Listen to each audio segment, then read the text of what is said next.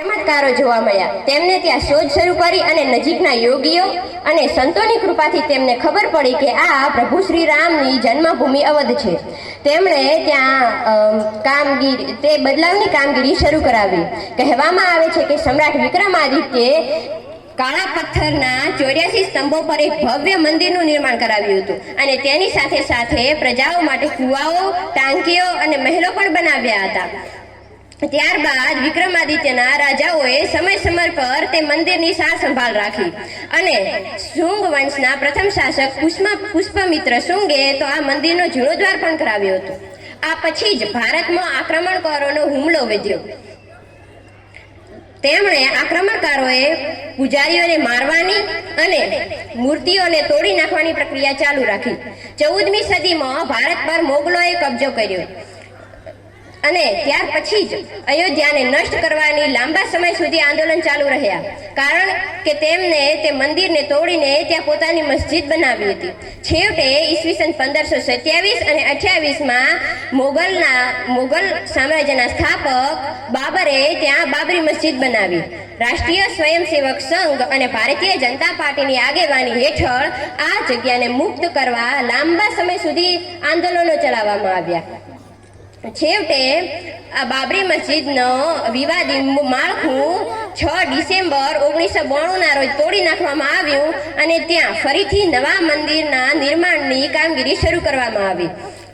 અત્યંત લાંબા અને સંઘર્ષપૂર્ણ અને લડાઈ બાદ 5 ઓગસ્ટ 2020ના રોજ માનનીય સુપ્રીમ કોર્ટના ન્યાય અને ઓર્ડર બાદ અને ભારતના માનનીય વડાપ્રધાન શ્રી નરેન્દ્ર મોદીના હસ્તે 2020માં અયોધ્યામાં રામ મંદિરનું ભૂમિપૂજન કરવામાં આવ્યું અને અયોધ્યામાં નિર્માણ પામેલ આ રામ મંદિરના નિર્માણની જવાબદારી શ્રી રામ જન્મભૂમિ તીર્થ ક્ષેત્ર ટ્રસ્ટને સોંપવામાં આવી હતી।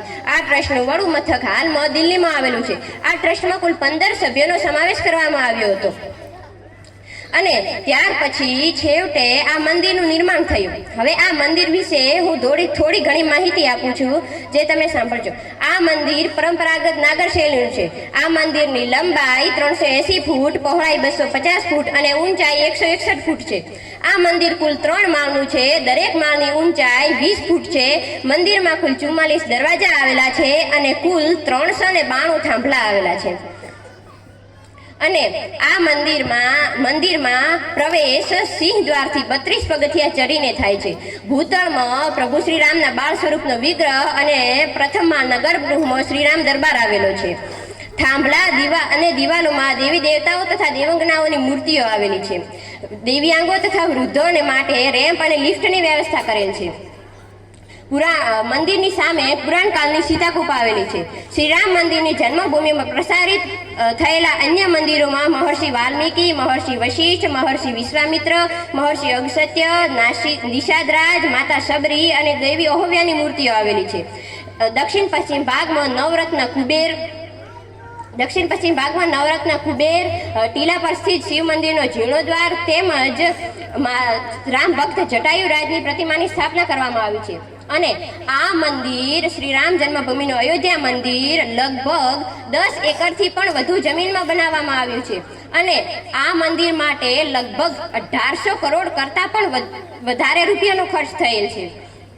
અને ખાસ વાત તો એ છે કે આ મંદિરની ડિઝાઇન તૈયાર કરવાની જવાબદારી ગુજરાતના અમદાવાદના સોમપુરા પરિવાર દ્વારા તૈયાર કરવામાં આવી હતી, જે આપણા માટે બહુ જ ગર્વ લેવા જેવી બાબત છે, કારણ કે આખા ભારતનું આ ભવ્ય મંદિર અને એમાં પછી આપણા ગુજરાતના એક પરિવાર દ્વારા તેની ડિઝાઇન તૈયાર કરવામાં આવી। આ મંદિરની ડિઝાઇન તૈયાર કરવાની સૌપ્રથમ કામગીરીની શરૂઆત ઈસવીસન 1992ને શ્રી ચંદ્રકાંત સોમપુરાએ શરૂ કરી હતી। ત્યારબાદ હાલ તેમના પુત્રો શ્રી નિખિલ સોમપુરા અને શ્રી આશીષ સોમપુરા વિશ્વ હિન્દુ પરિષદ અને રાષ્ટ્રીય સ્વયંસેવક સંઘ પર પોતાના પિતાશ્રીની સલાહથી કામગીરી કરી રહ્યા છે અને છેવટે લાંબા પ્રતીક્ષા અને સંઘર્ષ બાદ 22 જાન્યુઆરી 2024ના રોજ પોષ સુદ 12ના રોજ આ ભવ્ય મંદિરમાં ભારતના માનનીય વડાપ્રધાન શ્રી નરેન્દ્રભાઈ મોદીના હસ્તે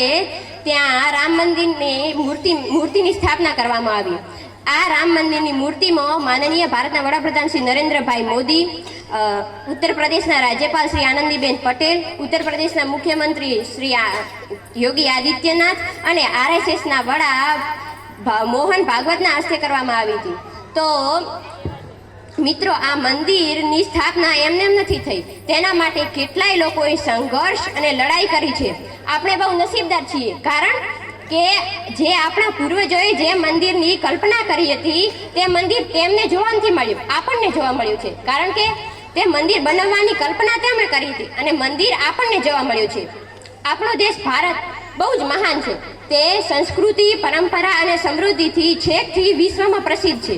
માટે જે મહાન લોકો હોય ને એના દુશ્મન વધારો.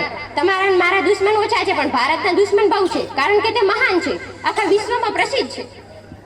તેથી જ ભગવાન શ્રી રામ અને શ્રી કૃષ્ણ જેવા મહાન વ્યક્તિઓએ આપણા ભારતમાં જન્મ લીધો હતો.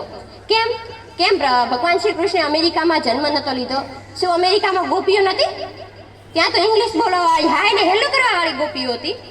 ના, એટલા માટે નહીં. આપણો ભારત સમૃદ્ધ છે, સાંસ્કૃતિક છે, પરંપરાગત છે. તો માટે આપણે સૌએ ગર્વ લેવો જોઈએ. આપણે હિન્દુ છીએ. આપણો ભારત એ શ્રી નરેન્દ્રભાઈ મોદીના આગ્રહથી હાલ વિકાસશીલ દેશ રીતે ચાલી રહ્યો છે. ખાલી 2 જ ડગલા આપણે પાછળ છીએ.